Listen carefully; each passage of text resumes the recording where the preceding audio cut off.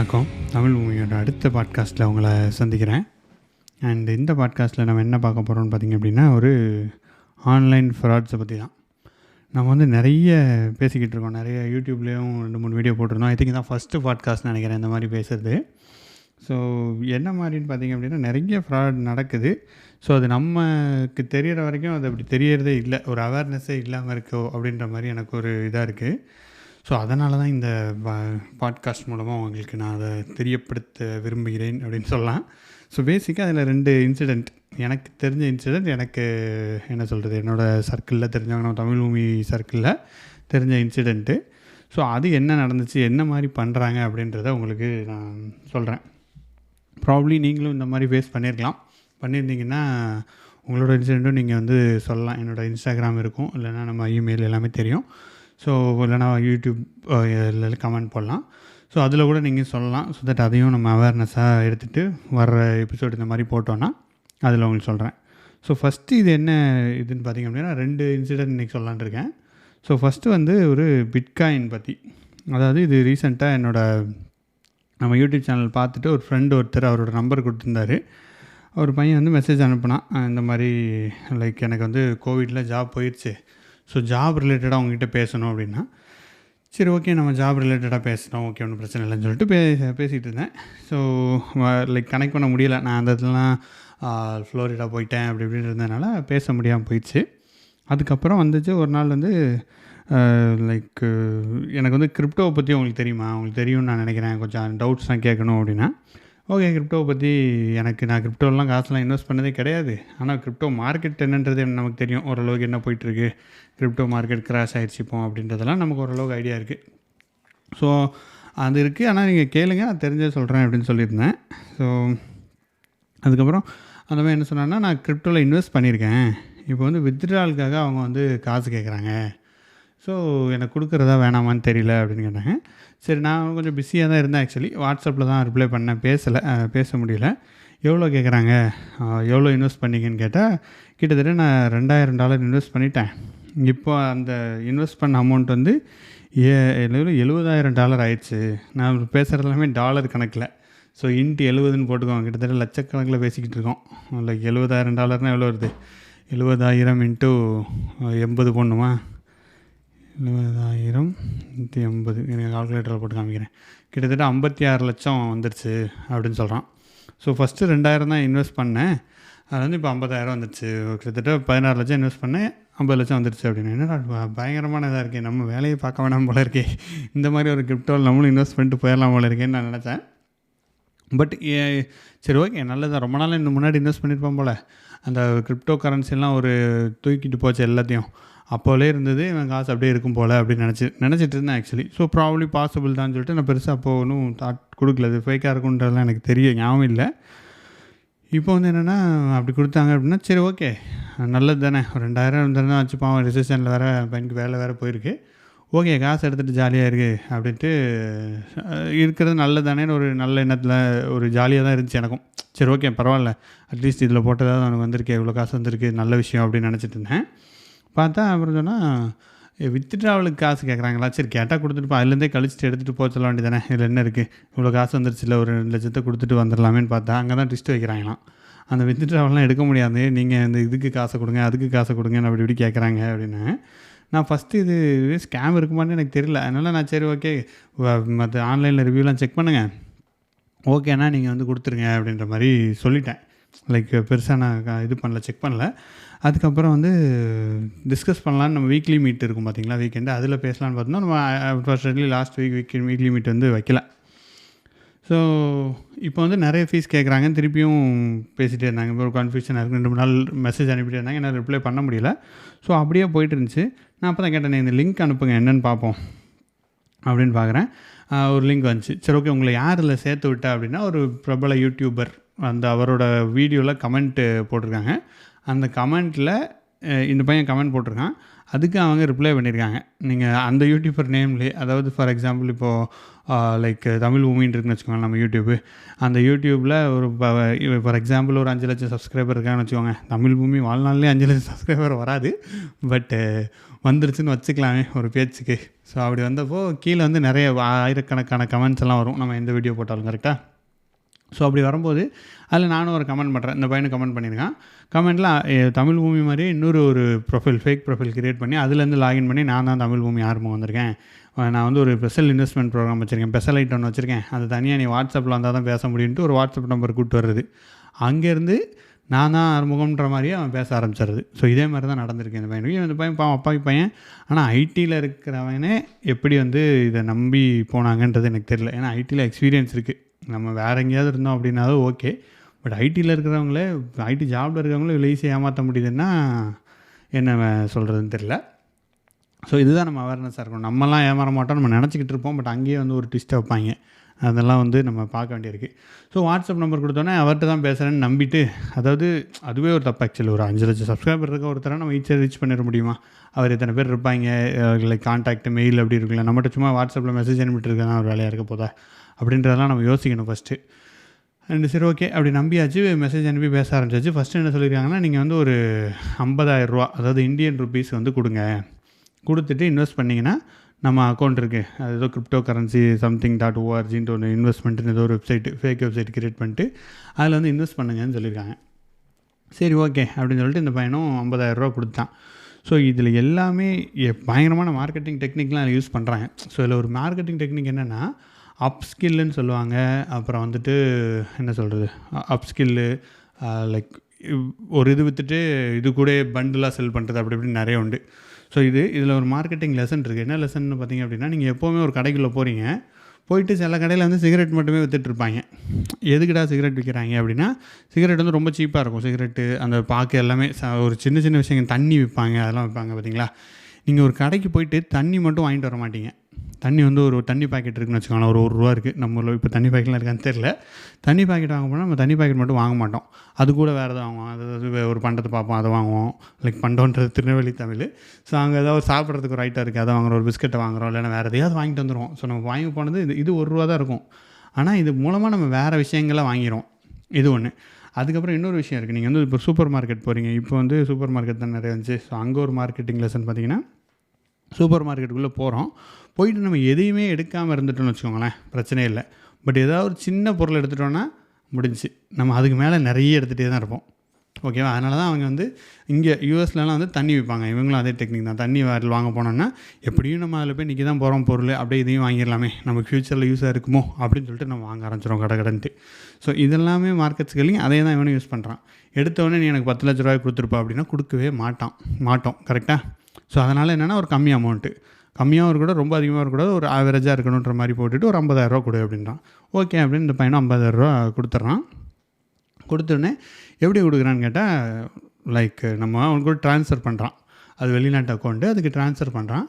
So transfer பண்ணவுடனே அவன் என்ன பண்ணுறான், அவனே ஒரு அக்கௌண்ட்டில் காட்டிட்டு, இந்த பருவம் அமௌண்ட்டை நான் வந்து ரிசீவ் பண்ணிட்டேன், அதை நான் இன்வெஸ்ட் பண்ணிட்டேன், நான் உனக்கு வந்து நான் உனக்கு வந்து ஒரு $2,000 போடுறேன், நீ கொடுத்த 50,000 வந்து $500 எவ்வளோ சம்திங் வருதுன்னு வச்சுக்கோங்களேன், நான் உனக்கு $2,000 போடுறேன். இப்போ உன்னோட அக்கௌண்ட்டை $2,500 வரவு வச்சுருக்கேன்.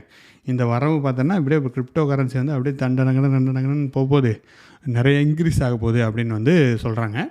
ஸோ இது எல்லாமே பார்த்திங்க அப்படின்னா லைக் ஒரு க்ளோஸ்டு லூப்லேயே நடக்குது. அவனே ஒரு அப்ளிகேஷன் க்ரியேட் பண்ணியிருக்கான், அவனே ஒரு வெப்சைட் க்ரியேட் பண்ணியிருக்கான், அவனே எல்லாத்தையும் க்ரியேட் பண்ணியிருக்கான். ஸோ இது எவன்றது எனக்கு இன்னும் தெரியல, பட் அவன் தான் அப்படின்ற மாதிரி இருக்குன்னு வச்சுக்கோங்களேன். ஸோ அப்படி க்ரியேட் பண்ணி வச்சுருக்காங்க. அப்படி வச்ச போது என்னாச்சுன்னா, லைக் இந்த பையனும் பாவம் நம்பிட்டான். சரி ஓகே, அவங்க $2,000 கொடுத்துட்டாங்க, நம்ம காசு கம்மி தானே, அவங்க காசு தானே அதிகம் அப்படின்னு நினச்சிட்டு விட்டுருக்காங்க. ஸோ காசு வந்துகிட்டே இருக்குது, காசு கூட்டிகிட்டே இருக்குது, இங்கே பாரு கூட்டிகிட்டே இருக்குது அப்படின்னு சொல்லிட்டு போயிட்டே இருக்குது. அவனே தான் கொண்டு வந்து இந்த $50,000 வந்துருச்சுன்ட்டு காட்டியிருக்கான். $50,000, அதாவது 56 லட்ச ரூபா இப்போ அவன் இருக்குப்பா, நீ எப்போனாலும் எடுத்துக்கலான்ற மாதிரி ஒரு ஆசையை வந்து விரிச்சிட்டான். அந்த சதுரங்க வேட்டை மாதிரி தான், ஒருத்தனை இது பண்ணணுன்னா நம்ம ஆசையை தூண்டணுன்ற மாதிரி. உங்களுக்கு நீங்கள் ஆப்பில் பார்க்குறீங்க $56,000 இருக்குது அப்படின்ற மாதிரி உங்கள் கண்ணுக்கு நேராக ஒரு இதை கொண்டு வரும்போது நமக்கு என்ன வரும், சரி இவ்வளோ இருக்குது, இப்போ 56 லட்சம் வருது, நம்ம ஒரு 5 லட்ச ரூபா 10 லட்ச ரூபா கொடுத்தா 10% கொடுக்க மாட்டோமான்ற மாதிரி ஒரு மைண்ட் செட்டுக்கு நம்ம கொண்டு வந்துடுவோம். அண்ட் இன்னொன்று, நம்ம ஆல்ரெடி உள்ளே போயாச்சு, ஒரு $50,000 கொடுத்துட்டோம். ஸோ இந்த 50,000 நம்ம இழக்கக்கூடாது அப்படின்ற மாதிரி நம்ம மைண்ட் செட் வரும். கரெக்டாக? ஸோ எக்ஸாக்ட்லி இதை தான் வந்து அவன் பிடிக்கிறான். பிடிச்சிட்டு என்ன பண்ணுறான்னா, இன்னும் ஒரு 50,000 கொடு, இன்னொரு லைக் இதுக்கு நீ வந்து ஒரு மெம்பராக சேரணும், அதுக்கு கொடு, இதுக்கு இந்த ப்ராசஸ் இருக்குது, இந்த கிரிப்டோ கரன்சிக்கு அதை கொடு, இதை கொடுன்னு எக்கச்சக்க இதை கேட்டுகிட்டே இருந்து கொஞ்சம் கொஞ்சமாக காசை நிறைய வாங்கி இந்த மாதிரி 50,000 கொஞ்சம் கொஞ்சமாலாம் கம்மி கிடையாது, 50,000 1,00,000 வாங்கி கிட்டத்தட்ட 10 லட்ச ரூபா கிட்ட வாங்கிட்டான். ஸோ இப்போ என்னாச்சு, ஃபுல்லாக போட்டாச்சு. ஸோ இப்போ தான் என் நம்பரே அந்த பையன் கிடைக்குது. ஆக்சுவலி என்கிட்ட போய் கேட்கணுன்ட்டு இன்னும் கேட்டுகிட்டே இருக்காங்க. இன்னும் ஒரு 50,000 கேட்குறான். அப்போ தான் அந்த பையன் என்கிட்டே வரான். என்னோடய நம்பரே வாங்கி நம்மக்கிட்ட செக் பண்ணுறாங்க. ஸோ எனக்கு எதுவும் தெரில ப்ரோ, யார் என்னன்னு தெரில, எங்கே கேட்குறதுன்னு தெரில, எனக்கு யாரும் இல்லைன்ட்டு லைக் இந்த விஷயத்தை விசாரிக்கிறதுக்கு யாரும் இல்லைன்ற மாதிரி கேட்குறேன். ஸோ அப்புறம் நானும் ஃபஸ்ட்டு இனிஷியலாக ஏதோ நம்பக்கத்தன்மையாக தான் இருக்கேன். ஏன்னா இவ்வளோ காசெல்லாம் வாங்குறாங்க, இன்வெஸ்ட்மெண்ட்டு, இப்போ நம்ம என்ன பசங்கள்லாம் என்ன இதாக தானே இருக்காங்கன்னு நினச்சிட்டு இருந்தேன். பார்த்தா அப்புறம் தான் லைக் ரொம்ப கேட்டுகிட்டே இருந்தாங்க. ஒரு 2-3 நாள் 4-5 நாள் கண்டினியூஸாக ஃபாலோ பண்ணிட்டு இருந்தாங்க. என்னடா சரி ரொம்ப இருக்காங்களே, சரி ஓகே என்னென்னு பார்ப்போமே அப்படின்னு சொல்லி சரி அந்த வெப்சைட் அனுப்பி இன்றைக்கி தான் சொன்னேன். ஆக்சுவலி நீ காலையில் தான் சொன்னேன். சொல்லிவிட்டு வெப்சைட் அனுப்பி பார்த்தோன்னே அந்த வெப்சைட்டை பார்த்தாலே தெரிஞ்சிருச்சு அது ஒரு ஃபேக்குன்ட்டு. ஸோ ஃபஸ்ட்டு என்னென்னா, கிரிப்டோ கரன்சி ஒன்றும் யாரும் புதுசாக ஒரு இதுக்குள்ளே ஒழிச்சு வச்செல்லாம் ஒன்றும் பண்ண முடியாது. Crypto currency is world wide market. அது வந்து ஒரு பெரிய இடத்துல இதாகிட்டுருக்கும். நானே ஒரு வெப்சைட் க்ரியேட் பண்ணிட்டு இந்த பாருங்கப்பான்னு ஒரு சும்மா சார்ட்டை போட்டு இந்த பாரு உங்கள் காசு 5 லட்ச ரூபா இருக்குது, 50 லட்ச ரூபா கேட்டுருக்குன்னா it is not a worth while, ஒரு வேலிடே கிடையாது. இதில் என்னெல்லாம் சொல்லுவாங்கன்னா, இது சீக்கிரட்டாக வச்சுக்கணும், மற்றவன்லாம் உங்கள் காசுக்கு வந்து லைக் நீ அவனுக்கு சொன்னேன்னா அவனுக்கு காசு போயிடுன்ற மாதிரியே வச்சு நம்மளோட நெகட்டிவ்ஸ் எல்லாம் நம்மளுக்கே எதிராக யூஸ் பண்ண பார்ப்பாங்க. ஸோ அந்த மாதிரி இதெல்லாம் பண்ணி நிறைய இது பின்னாடி ஒரு மாஸ்டர் பிளானே பண்ணுறாங்க. ஒரு மனுஷனை ஏமாத்துறதுக்கு இவ்வளோ பண்ணுறாங்க. ஸோ ஆக்சுவலி நான் என்ன நினச்சேன்னா, அந்த வீடியோ போட்டவனுக்கே அந்த ஆடில் இருந்து ஒரிஜினலாக அந்த யூடியூப் வச்சுருக்காங்க, அவனுக்கே இந்த 10 லட்ச ரூபா வந்திருக்காது. ஸோ இவங்க இந்த மாதிரி பேக்ரவுண்டில் வேலையை பார்த்து இவ்வளோ காசை கொள்ளடிச்சிட்ருக்காங்க, ஏமாற்றி கொள்ளடிச்சிட்ருக்காங்க. ஸோ அப்படி வருது. அப்புறம் வந்துட்டு அந்த வெப்சைட்டை பார்த்தாலே தெரியுது அவனோட ஒரு ஃபேஸ்புக் பேஜ் கிடையாது, ஒரு யூடியூப் பேஜ் லைக் ஒரு ட்விட்டர் பேஜ் கிடையாது. அதெல்லாம் போட்டிருக்கான் லிங்க்கு. அப்புறம் லண்டனில் இருக்குன்ற மாதிரி ஒரு இமேஜ் போட்டிருக்கான், லண்டனில் ரெஜிஸ்டர் ஆன கம்பெனின்னு போட்டிருக்கான். ஸோ எல்லாமே ஃபேக்கு, எந்த ஒரு லிங்க்குமே எக்ஸ்டர்னல் லிங்க்குமே ஒர்க் ஆகாது. ஸோ இப்படி தான் இருக்குது. ஆனால் பார்த்தா லெஜிட்டிமேட் மாதிரி ஒரு லுக் இருக்குது. நானே ஃபஸ்ட்டு பார்த்து என்ன ஒரு லெஜிட்டிமேட்டாக இருக்குதுன்னு நம்பிட்டேன். அப்புறம் தான் பார்த்து கொஞ்சம் தோண்டி துருவி இந்த லிங்க்கெல்லாம் ஒர்க் ஆகுதான்னு செக் பண்ணால் எந்த லிங்க்குமே ஒர்க் ஆகலை. ஸோ இப்படியா இருக்குது. இதெல்லாம் வச்சு நம்ம வந்து கண்டுபிடிக்கலாம். அண்டு ஸோ இதெல்லாம் நம்ம சொல்லக்கூடிய கருத்து என்னன்னு பார்த்திங்க அப்படின்னா, பிவேர், கொஞ்சம் கேர்ஃபுல்லாக இருங்க. இந்த நியூஸை ஸ்ப்ரெட் பண்ணுங்கள் எல்லாத்துக்கும். இந்த மாதிரி வருது அப்படின்றத நீங்கள் கண்டிப்பாக எல்லாத்துக்கும் ஸ்ப்ரெட் பண்ணணும். ஸோ இந்த பாட்காஸ்ட் ப்ரெஸ் பண்ணலாம், இல்லைனா ப்ராபப்ளி நம்ம யூடியூப்பில் கூட போட்டிருப்போம், இல்லைன்னா நீங்களே சொல்லுங்கள், அதுதான் முக்கியம். ஏன்னா எல்லாேருக்கும் தெரியணும் இந்த மாதிரி யாரா ஏமாற போகிறாங்க நம்ம நினச்சிக்கிட்டு இருக்கலாம். பட் நம்ம பக்கத்து தெரிஞ்சவங்களே ஏமாத்துறவங்களும் சொல்லவும் முடியாது. கரெக்டாக? ஸோ அவங்க பாவம் சிக்கிட்டு இருப்பாங்க. இப்போ அந்த பையன் வந்துட்டு அவன் ஃப்ரெண்டுகிட்ட போய் பேச கேட்கவும் முடியாது. ஸோ தெரிஞ்சதுன்னா இட் இஸ் லைக் பாவம் சின்ன பையன் ஆக்சுவலி. ஸோ 23-24 ஏஜ் தான் ஆச்சு. இப்போது ஜாப் வேறு இல்லை, ஜாப் கூட கிடச்சிரும், ஒன்றும் பிரச்சனை இல்லை. பட் இவ்வளோ காசு போச்சுன்னா லைக் இப்போ ஃப்ரெண்ட்ஸுக்கெலாம் தெரிஞ்சால் என்ன நடக்கும், ஏமாளின்ற மாதிரி பார்ப்பாங்க. இது ஒரு மென்டல் டார்ச்சர் ஆயிரும். ஸோ அதுக்காகவே வந்து it's very critical thing. So first இதை நம்ம வந்து மைண்டில் வச்சுக்கணும். சப்போஸ் நீங்கள் இந்த மாதிரி ஏமாந்துருந்தீங்க அப்படின்னா, நான் ஃபஸ்ட்டு அந்த பையனுக்கு என்ன சொன்னேன்னா, இப்போ வந்து காசு நிறைய தான் போயிருக்கு உனக்கு. எனக்கு ரொம்ப கோவம் லைக் வருத்தமும் வந்துச்சு. ஏன்னா பாவம் சார் இப்போ இவ்வளோ காசை இப்படி இறந்துட்டானே இருந்துச்சு. அப்புறம் இன்னொன்று கோவம் ஏன் வந்துச்சுன்னா, என்னடா ஒரு ஐடியில் இருக்க பையன் இப்படி காசை கொடுக்குறானே, ஒரு வெரிஃபை கூட பண்ண மாட்டானா அப்படின்ட்டு எனக்கு கோவம் வந்துச்சு. ஆனால் என்ன பண்ணுறது, பாவம் அந்த பையன் காசை விழுந்துட்டுருக்கேன், அவன்கிட்ட போய் நம்ம என்ன சொல்கிறதுன்னு சொல்லிட்டு இப்போ வந்து மனசு திடமாக வச்சுக்கோ, இப்போ போன காசு போட்டும் சம்பாதிச்சிக்கலாம், நீ இன்னும் கொஞ்சம்லாம் சம்பாதிச்சிருவேன், இந்த லெசனை ஏன் வச்சுக்கோ, போலீஸ் கம்ப்ளைண்ட் கொடு, பேசாமல் இந்த இதெல்லாம் எடுத்துகிட்டு போலீஸ் கம்ப்ளைண்ட் கொடு, இதுக்கு மேலே அவன் கேட்குற ஒரு பைசா கூட கொடுத்துறாத. So that is dead end. At least இதுக்கு மேலேயே தப்பிச்சுக்கோ. அந்த 50,000 தப்பிச்சு பொழைச்சதே உன் மென்டல் இதெல்லாம். இப்போ ஆக்சுவலி என்ன 2 பிரச்சனை அவனுக்கு. ஆக்சுவலி வேலை தேடணும் அவன், ஆக்சுவலி வேலை இப்போ இல்லை, அதை தேடுவானா, இப்போ இந்த இதில் வந்து இவன் பின்னாடி போயிட்டுருப்பானா. ஸோ அந்த இது மென்டல் அதெல்லாம் பிரச்சனை இருக்குது பார்த்தீங்களா, நம்ம மென்டல் இஷ்யூ. ஸோ அதெல்லாம் தான் நான் முடிஞ்ச அளவுக்கு அவன்கிட்ட சொன்னேன். இந்த மாதிரி வந்து ஒன்றும் பண்ணாதப்பா, அது கல்யாணம் ஆகலை, சின்ன பையன் தான். ஸோ அதெல்லாம் உனக்கு பிரச்சனை இல்லை இப்போதைக்கு, லைக் ரொம்ப மனசு உடஞ்சி போயிடாத, ஜஸ்ட்டு வெயிட், போலீஸில் முடிஞ்சால் கம்ப்ளைண்ட் கொடு, போன காசு போனது தான், வந்தால் ஓகே, போலீஸில் கம்ப்ளைண்ட் கொடுத்து நீ just move on, just try to இதை வேறு எங்கேயும் சம்பாதிச்சுட்டு போயிட்டே இருன்ற மாதிரி சொன்னேன். வேறு எதுவும் ஹெல்ப்னாலும் கேளுன்னு சொல்லியிருக்கேன். ஸோ இதே மாதிரி நீங்கள் எதாவது பாதிக்கப்பட்டிருந்தீங்க அப்படின்னா உங்களுக்கு நான் சொல்கிறது இதுதான். ஸோ வெரிஃபை பண்ணுங்கள். அவங்க வந்து சீக்ரெட்டாக இருக்கும் சொல்லாதீங்க, அவங்களுக்கு அப்படி தரேன் இப்படி தரேன்னு ஏமாற்றுவாங்க. இதுதான் ஏமாத்துறவனோட வேலை. ஸோ அந்த மாதிரி தயவு செஞ்சு எதையும் நம்பிடாதீங்க. ஜஸ்ட்டு வெரிஃபை பண்ணி கேட்டு பாருங்கள். ட்ரஸ்டபுள் பீப்புள் யார்ட்டையாவது கேட்டு பாருங்கள். உங்களுக்கு தெரிஞ்சவங்க யார்ட்டையாவது கேளுங்க. லைக் நம்ம ஏமாளின்னு சொல்லிடுவோம்னு பயந்து போயிட்டு இருக்காதிங்க. அது மாதிரி நீங்கள் சப்போஸ் ஏமாந்துட்டிங்கனாலும் சொல்லுங்கள், ஒன்றும் தப்பு இல்லை. ஏமாறுறவன் இருந்துகிட்டே தான் இருப்பான். நம்ம சொன்னால் தான் எல்லாத்துக்கும் தெரிய வரும். அது இல்லை நம்ம சொல்லிட்டா எப்படி அப்படின்ற மாதிரி இருந்தால் அது இதாக தான் இருக்கும். ஸோ அப்படி நீங்கள் வந்து இருங்க. அண்டு இதுதான் முதல் கதை. ஸோ நம்ம வந்து எந்த யூடியூப்பில் யாரையும் எங்கேயாவது லிங்க்கில் கமெண்ட்லாம் போட்டோம் அப்படின்னா கிளிக் பண்ணி இதிலலாம் பேசாதீங்க. தெளிவாக வெரிஃபை பண்ணுங்கள். மல்டிபிள் சோர்ஸஸ் இருக்குது இப்போலாம் வெரிஃபை பண்ணுறதுக்கு. வெரிஃபை பண்ணிட்டு காசு அனுப்புங்க. இந்த மாதிரி காசு அனுப்பிடுங்க. இங்கே முன்னாடி வந்து வரும் ஃபோனில் உங்களுக்கு லாட்ரி விழுந்துருச்சு இல்லை அப்படின்னு வரும். அதுக்கப்புறம் நான் வந்து ஒரு அபலை பெண் வந்து ஏதோ ஒரு நாட்டில் சிக்கி தவிக்கிறேன், என்னை காப்பாற்றுங்க அப்படின்னு நிறைய எக்கச்சக்க ஃபேக்ஸ் எல்லாமே வந்துக்கிட்டு இருக்கோம். ஸோ அதிலேருந்து நம்ம வந்து நம்மளை காப்பாற்றிக்கிறது, மென்டலாக ஸ்ட்ராங்காக இருக்கிறது ரொம்பவே முக்கியமான ஒரு விஷயம். இது ஒன்று. அதுக்கப்புறம் இன்னொன்று என்னென்னா லோன் ஆப்பு. ஸோ லோன் ஆப் பற்றி நிறைய பேர் பேசியிருக்காங்க. ஸோ நான் ஒரு எக்ஸ்பீரியன்ஸ் பார்த்தேன், எனக்கு தெரிஞ்சவங்களுக்கு நடந்தது இது.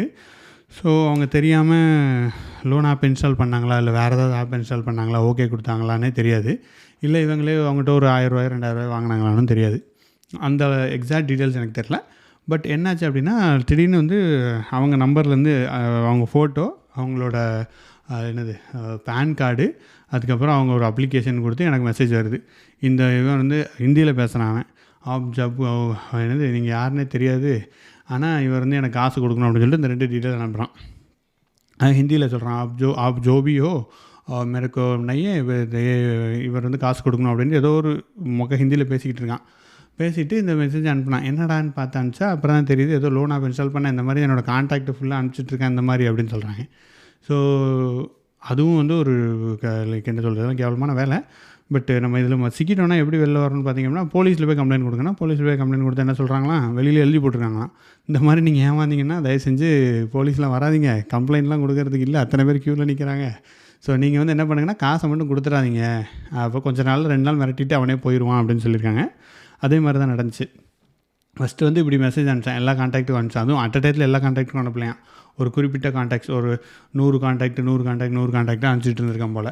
என்ன பார்க்குறான்னா, எந்த கான்டாக்ட்டுக்கு அனுப்புனா இவன் வந்து லைக் எங்கே சுவிட்சை போட்டால் எங்கே எரியுதுன்ற மாதிரி பார்க்குறேன். ஏன்னா நம்ம வந்து இந்த மாதிரி விஷயங்களை இவங்ககிட்ட போய் சொல்லிட்டாங்களே, நம்ம சொந்தக்காரங்க ஃபோன் நம்பர் இருக்கும், லைக் எல்லோரும் ஃபோன் நம்பர் இருக்கும் கரெக்டாக. நீங்கள் காலேஜ் படிச்சுன்னா college friends phone number, teacher phone number, அப்புறம் உங்கள் லவ்வர் ஃபோன் நம்பர் எல்லாம் என்ன இருந்தாலும் அந்த ஃபோன் நம்பருக்குலாம் அனுப்பிச்சிட்டாங்கன்னா அந்த இதுக்கு போச்சுன்னா அதுதான் ட்ரிகர்னு தெரிஞ்சுட்டு அப்புறம் அந்த குரூப்புக்கே திருப்பி டார்கெட் பண்ணலாம்ல. அதனால் அப்படி இவங்க யோசிக்கிறத பார்த்திங்களா, ஏதோ ஒரு செக்மெண்டேஷனாக பிரித்து, இது ஒரு மார்க்கெட்டிங் லெசன், செக்மெண்டேஷனாக பிரித்து இந்த செக்மெண்ட்டுக்கு இந்த மாதிரி அட்வர்டைஸ்மெண்ட்டை போடு, இந்த செக்மெண்ட்டுக்கு இந்த அட்வர்டைஸ்மெண்ட்டை போடுன்ற மாதிரி பண்ணிக்கிட்டு இருக்கானுங்க. ஸோ பார்த்துக்கோங்க. ஸோ அப்படி பண்ணிகிட்டு இருக்காங்க. ஸோ அப்படி பண்ணிருக்கும்போது நீங்கள் யாருக்கு அனுப்பிச்சாலும் நீங்கள் 5 பைசா கூட அவனுக்கு கொடுக்கக்கூடாது. சப்போஸ் நீங்கள் பாதிக்கப்பட்டிருந்தீங்கன்னா, நீங்கள் காசே அவன்கிட்ட வாங்கியிருந்துருக்கலாம், நீங்கள் ஒரு 5000 வாங்கிக்கலாம், எவ்வளோ வாங்கியிருக்கலாம். ஒரு தடவை நீங்கள் இந்த மிரட்டலுக்கு பயப்படுறீங்கன்னு தெரிஞ்சுட்டா அவ்வளோதான், விட மாட்டான். இதே மாதிரி தான் சேம் முன்னாடி பார்த்து அதே மார்க்கெட்டிங் லெசன் நீங்கள் வருது. ஸோ ஒரு தடவை 3000 ரூபா கொடுத்துட்டிங்கன்னா அடுத்து இன்னொரு 3000 ரூபா கொடு, இன்னொரு 3000 கொடு, 5000 கொடு, 10000 கொடு, வாங்கிக்கிட்டே இருப்பான். ஸோ நம்ம கடைசியில் போய் தூக்கில் தொங்குற வரைக்கும் வாங்கிக்கிட்டே இருப்பான். அப்படி தான் நிறைய பேர் இறந்து போகிறாங்க.